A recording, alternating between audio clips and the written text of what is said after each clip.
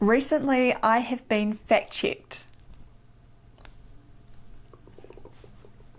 When I heard that my PCR video had been fact-checked and my video came with a partly false information warning on Facebook, I felt like I was being silenced. One thing I learned in the Special Forces, when you cut off an enemy's line of communication, you cut them off from help. As the journalist didn't ask me what my response was, I felt it was only fair to make a video on my channel specifically addressing their fact-checking related to COVID-19 PCR tests.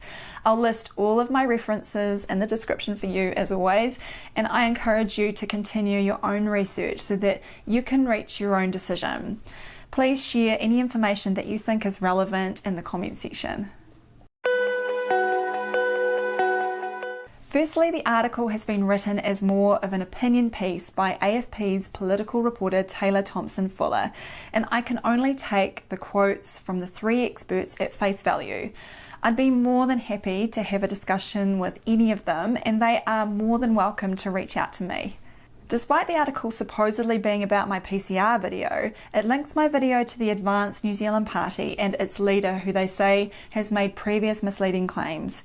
In case it needs clarification, I am apolitical with no links to any political party.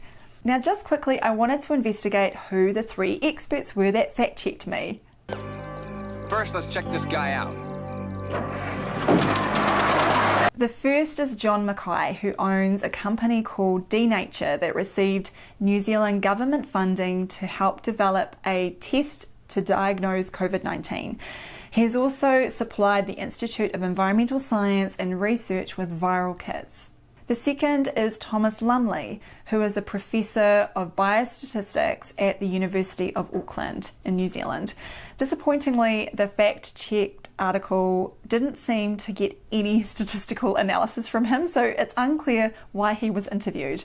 Thirdly, there is microbiologist Professor David Murdoch from Otago University, who has played a leading role in a Bill and Melinda Gates Foundation funded global study of childhood pneumonia. He's also been a key advisor to the New Zealand government during the COVID-19 pandemic and one of three independent international experts selected to advise the Oxford University team developing a vaccine for COVID-19. Right, let's get down to the details. In my video, I point out that the PCR test doesn't test for the virus, and I stand by this claim.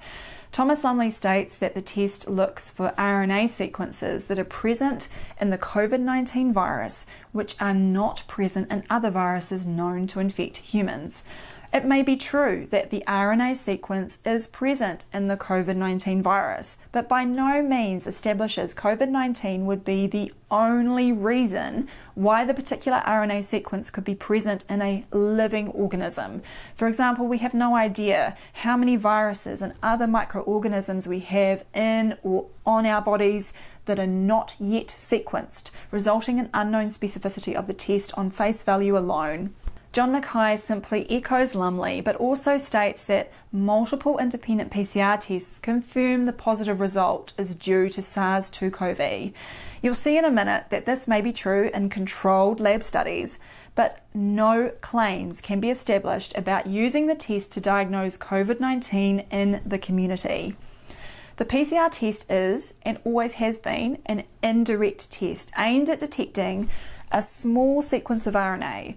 Because the amount of RNA is so minuscule, the test requires exponential amplification, and it's even more complicated when the RNA comes from living tissue, where we are uncertain of potential contaminants.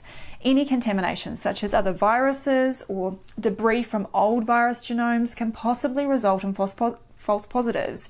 It does not test for the full genome of an entity such as a virus, and it's a big leap to conclude that a positive PCR test in a living human is always from one specific virus.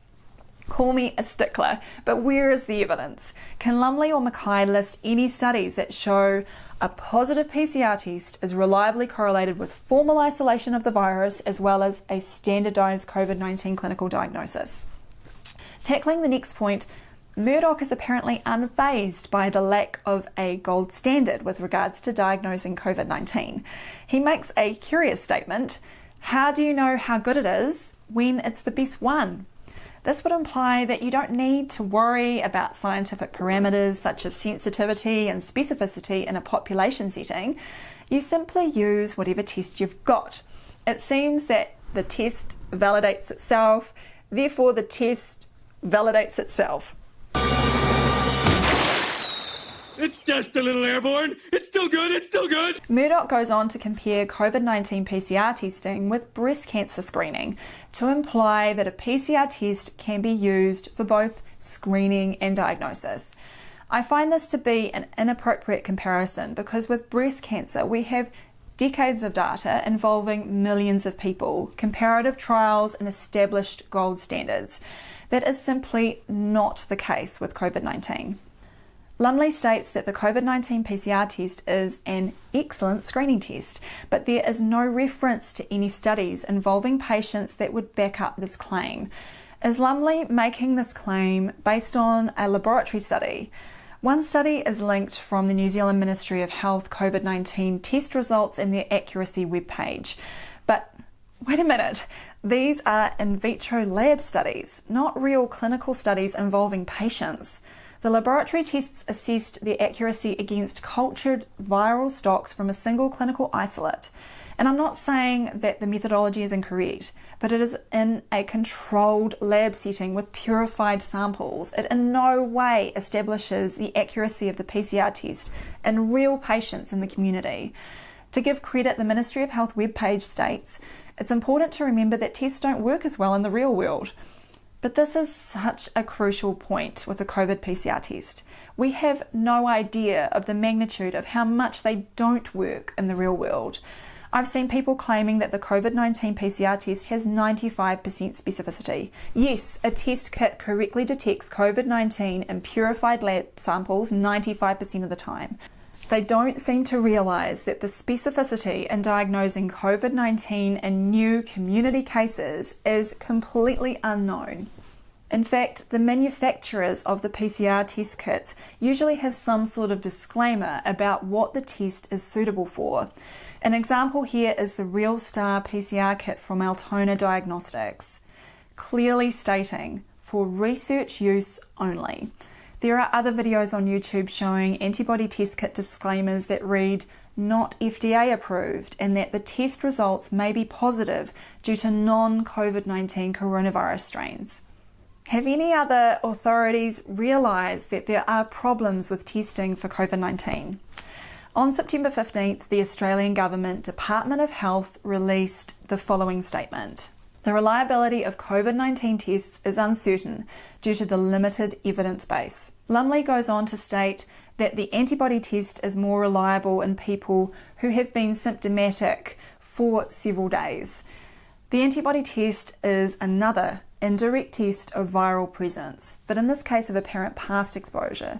No study is referenced for us to assess the reliability of antibody testing and how it should be applied at a population level. The Ministry of Health has a fact sheet that talks about COVID-19 antibody testing, but it is unreferenced, generic in nature, and makes no statement about test reliability.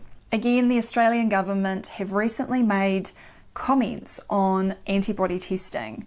There is a window period between virus infection and the production of IgM and IgG antibodies, and the sensitivity and specificity of IgM or IgG antibody tests early in SARS-CoV-2 infection is not well characterised. And perhaps the most damning statement about the current state of testing, COVID-19 is an emerging viral infectious disease. There is limited evidence available to assess the accuracy and clinical utility of available COVID-19 tests.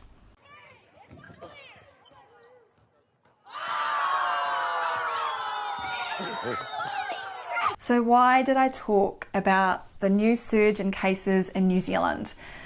The evidence available reveals that we have no idea about how many false positives there will be when PCR testing is used in the community. At this stage, the clinical utility of the test is unknown. If you widely test, there will be positive results. So how do we interpret these?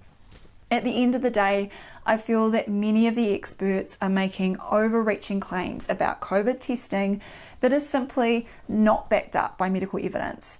The onus is on them to provide this evidence, rather than criticise and attempt to silence those of us who remain sceptical and want to engage in open debate. As always, please give this video a like if you found it helpful, hit the subscribe button for new videos every single week, and hit the bell to get notified when I post new videos on Tuesdays. Please let me know in the comments what your thoughts are on this topic, and feel free to watch my other video on COVID PCR tests if you haven't already seen it. See you again.